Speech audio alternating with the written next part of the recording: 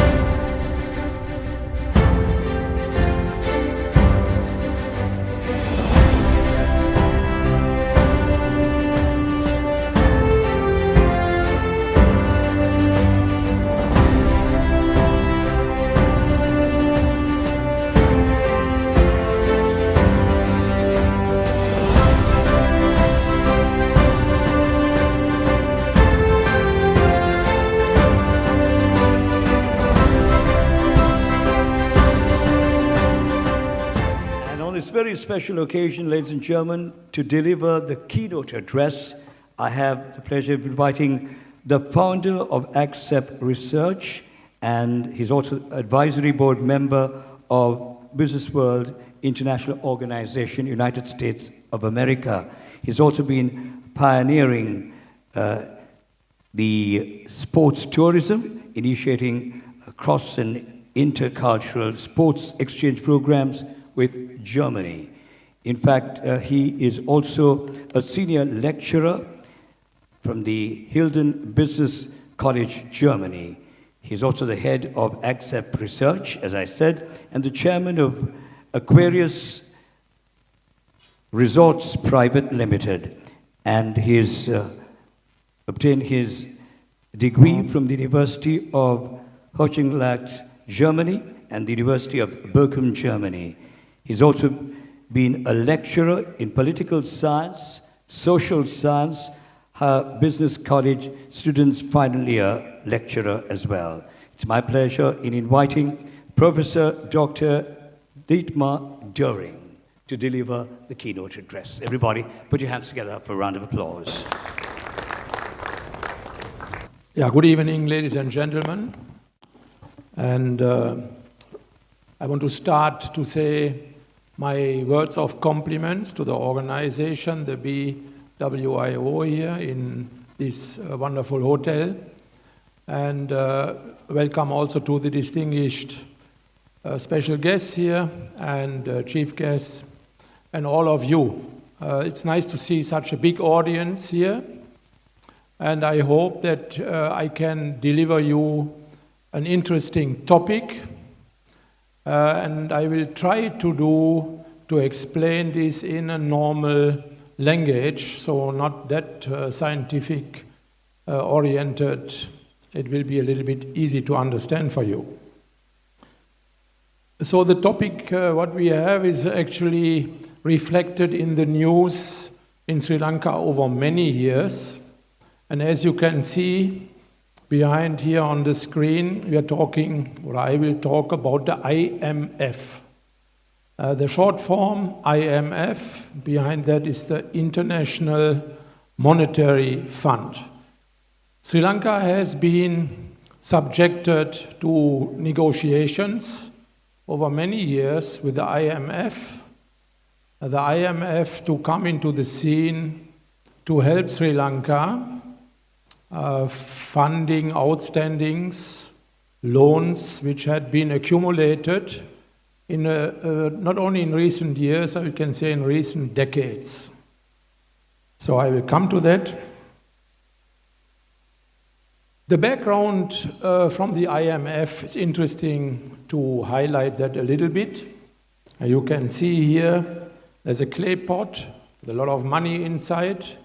The IMF is funded by various nations, rich nations who are funding the IMF fund.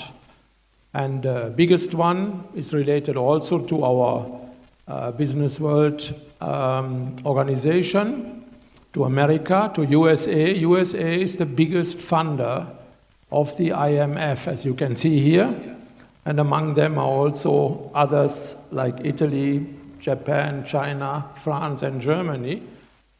And especially the third world countries or developing countries, they sometimes have to refer to the IMF to come out of financial troubles. So it is in Sri Lanka. Sri Lanka, as at today, has outstandings in the range of approximately 50 to 51 billion US dollars. So that in form of various type of obligations. But when you say 50 to 51 billion US dollars, then we are talking about 50,000 to 51,000 millions. Yeah? So imagine that amount is a huge amount of money, and we are coming back to that. At this moment, your government is negotiating terms with the IMF, and you will not find many details of these terms publicized in the newspapers, and there's a reason for that. I'll come to that. I'll talk a little bit about the funding line. Funding line means from where all this money comes, who is generating this money, and that is something probably for most of you a little new subject, what I'm raising. The biggest donor, the biggest collector, as mentioned earlier, is the United States of America in the middle, who is funding the IMF. And on the left side, you can see the Federal Reserve Bank of America. So the Federal Reserve Bank of America is not an ordinary bank, though it is mentioned. Federal Reserve. The Federal Reserve Bank of America is creating money. How is it creating money? What is the meaning of that? You just jump into this scenario now. The Federal Reserve Bank in America creates money. I leave it as that. And now we are going to the details. There's a very prominent US politician. He's not the only one, there are more who are voicing the same subject. There is Mr. Wright Patman, and he said once, the dollar represents a $1 debt to the Federal Reserve System. The Federal Reserve banks create money out of thin air to buy government bonds from the US Treasury, and has created out of nothing a debt which the American people are obliged to pay with interest. So what does it mean? Again, coming back. What this gentleman said, and he was a member of the Congress in the United States, is retired and no more. But this John William Wright Patman, he was a lawyer by profession, and he was known as a fiscal watchdog. So he had made his publications about money. And he challenged the practices of the banks, the major banks and the Federal Reserve. Now coming back to that what he said here, the same words were used once by John F. Kennedy. John F. Kennedy, a famous president who was assassinated in the 1960s. He too mentioned the same thing and he wanted to change that. So coming back, the Federal Reserve Bank of America is creating money out of thin air. What is the meaning of that? And you see there's a gentleman on the right side. He is the present chairperson of the Federal Reserve Bank. He was interviewed by an American TV network. And he was questioned and asked, Mr. Chairman, now tell us, how do you generate money? How are you doing it? From where you get the money? Then Jerome Powell, the gentleman on the right side, he said, we are creating it digitally, electronically. What is the meaning of that? To translate for all of you, they have a laptop in the US Federal Reserve Bank. And if there is a request from a bank, we say from a big bank, say the Bank of America, the Bank of America requests money. They contact the US Federal Reserve Bank, said we need money. That means you need a loan. That means you become a creditor, the creditor on that side, and on the other side is the lender. The Federal Reserve Bank, they use the laptop, and they send money out of thin air, it's nowhere existing, they send it to the Bank of America.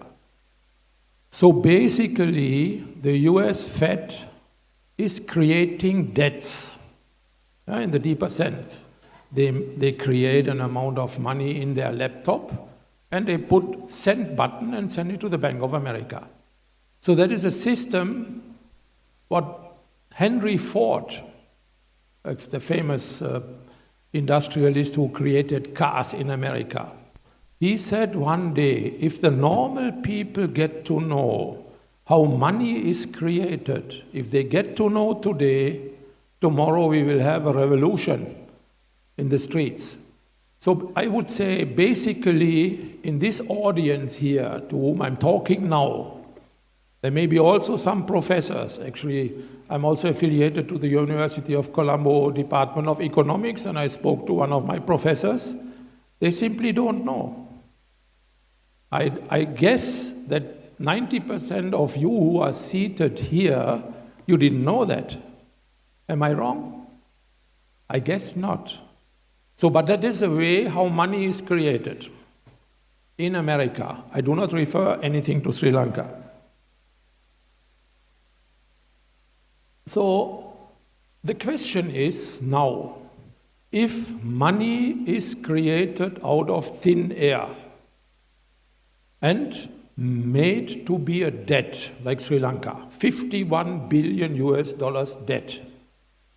Why can't we turn this and say, okay, there's debts created out of thin air, let us send the debt back into thin air.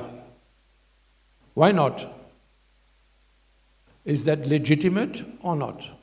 And we have 200 scholars coming back to Sri Lanka, professors, Nobel Prize Award winners, brains, who said, they said in common 200 signatures in favor of Sri Lanka.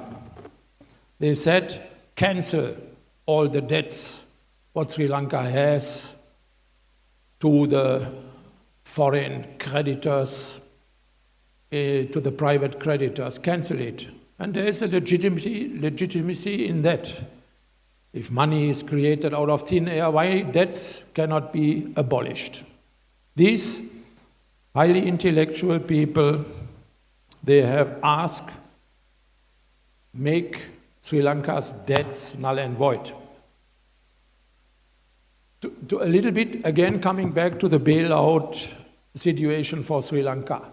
Sri Lanka is not the only country who is asking and seeking a bailout from the IMF. In 2008, Greece was in the same situation. The IMF, exactly a troika, three different entities. That was the European Central Bank, the IMF, and I think the World Bank. Three of them, they went to Greece. Greece was totally bankrupt, and they have bailed out Greece. But at what cost? And that is the important question here. At what cost? Practically, it went like that.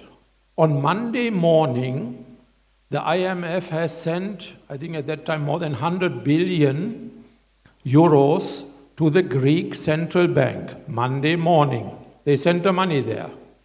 Monday afternoon, the entire 100 billion went to Frankfurt and international banks. So the Greek had that only for a couple of hours. None of the Greek citizens have benefited from this transaction. Then for what are we doing that? Why are nations asking for bailouts? There is a credit system. No? Now, Sri Lanka at the moment is rated by the credit agencies on D. There is like A+, you have A+, 3+, B, C, and now D. D is junk status. That means virtually Sri Lanka is bankrupt. You cannot get any credits. If you get credits from someone, they will ask sky-high interest. So the entire procedure to get a bailout, that means nothing else, and you're not losing the facilities, but you will have an extension, so-called an extension, or a restructuring of debt. But you're not free. You have to pay it one day. Your children have to pay that, or your grandchildren. $51 billion for Sri Lanka is not digestible. Anyone who has done little economics knows you can never pay that money back. Greek can never pay the money back. So what happened after that? The IMF is not a simple bank. Now, we don't have any finance minister here today. Otherwise, I would have asked them. We had some invitees here. I would have asked them, sir, how do you want to pay the money back? You cannot pay the money back. No way. And we are now in the situation like Greek. If the IMF comes and bails Sri Lanka out, then who's paying the bill? Like in Greece, we will face this, what is written there. Austerity measures. The IMF will say to you, to Sri Lanka and the government, cut the Samurdhi program. Samurdhi, that is poor people getting 5,000 rupees per month. Cut the Janasavya program. Tell the people in Sri Lanka, next time you go to the hospital, you have to pay. Now Sri Lanka is in a such favorable situation, not like many other countries. You go to the hospital, it's free of charge. That is extraordinary exquisite, a positive thing what Sri Lanka has. School system you don't pay. Transport is subsidized. So many positive things. They will put the finger on that. Say, no, you can't. You have to first cut the subsidiary programs. In Egypt it happened. Same IMF came to Egypt. They said, you must increase the bread prices. 2 days later, you had the revolution in Egypt. And now you know that you have the NPP here turning up somewhere. They are just waiting for that. If the government imposes no Jana Savia, no Samurdi, taxes up, they will get the votes and you have a problem. So I would recommend, I'm also economist, I would say, better have a D rating than that you have riots on the street. We don't need that. Sri Lanka is somehow self-sustainable. Okay, we have the power cuts, we had some other issues here, but I say Sri Lanka is still sustainable. You can live. You don't need all this foreign money, and I would recommend don't go for that. Let us have the D rating. That won't kill us. But if you have the money bailout in your banks, which is only there for a couple of hours, then they have to implement austerity measures, difficult to digest. Now, how Sri Lanka came into trouble, I come also to a solution proposal. There are private creditors who are owning 40% of all that what Sri Lanka has written as, papers. They have issued papers, so-called sovereign bonds. No? Sri Lanka government made a paper. Here, I give you the paper, you give me 5 million, I give you another paper, I give you 10 million, and one day these papers are matured. And Sri Lanka said, sorry, I can't pay. I don't have the money, I don't have the foreign currency. This was not entirely the mistake of Sri Lanka. In 2008, we had a global financial crisis. Whole world. Sri Lanka was also affected by that. But Sri Lanka didn't do a mistake. But Sri Lanka did other mistakes, but not that. So, as I said, the debt is in the range of 51 billion, impossible to pay back. And these scholars say, cancel the debts.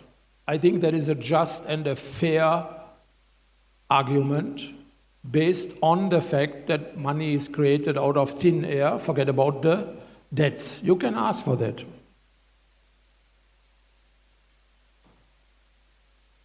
And these are the professors and the intellectuals who have signed this petition in support of Sri Lanka's debt. A lot of Indian scholars are there, so India is your friend, at least on the highest level. But also we have eminent professors from America, from Europe, and so on.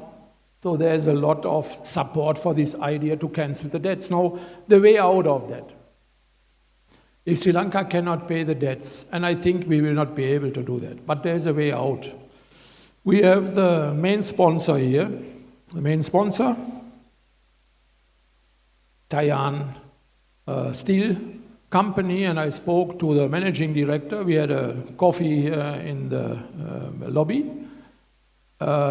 He told me about his engagements, very commendable, positive engagements to produce steel, to export steel, to turn on the business, and we were talking about cashew plantations and so on and so on. You have young entrepreneurs in big numbers here, talented, intelligent, motivated.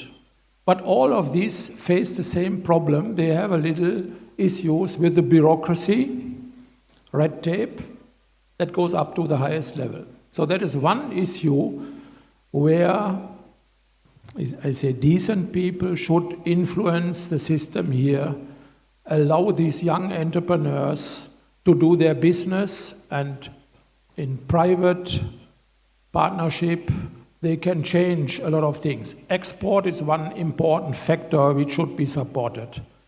The other one is foreign employment. You have an increment of a lot of young people who are going abroad and who will send foreign currency, hopefully through the proper channels. But one thing is where I am directly involved in research on tourism development. You are living in a paradise, but most of you don't understand, you don't realize it. Only foreigners, when they come, they can understand. Sri Lanka is a paradise. It's beautiful, people are friendly. You have fauna, flora, wildlife, you have heritage, you have everything is here. You have 1,200 kilometers, beaches. And you have 12 months a year, fantastic weather. How comes you have only 2 million tourists, 2.3 million tourists in Sri Lanka in good times, before COVID, at the moment less. So if Sri Lanka can get 9 million tourists to the island, you don't want to see the IMF, you don't want to see the World Bank, you don't have credits. You can generate GDP with 9 million tourists that you balance your budget, 9 million. This figure had been calculated by eminent intellectuals. Sri Lanka needs 9 million tourists and you have sufficient income. Can you accommodate 9 million? Critics say cannot, impossible. We have over-tourism. We don't have airports. We have only one airport, another airport in the south, in Matala. China can build a complete airport in 6 weeks. They are capable of making a complete airport in 6 weeks. Now, if you have this number of tourists coming to Sri Lanka, you don't have accommodation. You will have accommodation. Even the young entrepreneurs who are now looking for cashew plantations and for mango plantations for export, they will start immediately building guest houses and hotels. Why not? So the solution is tourism. Because why tourism development is a solution? Because everyone is available. In economics, it goes supply and demand. So if the demand is there, you have already the supply, everything is there, except a little less accommodation. People are friendly, everything is there.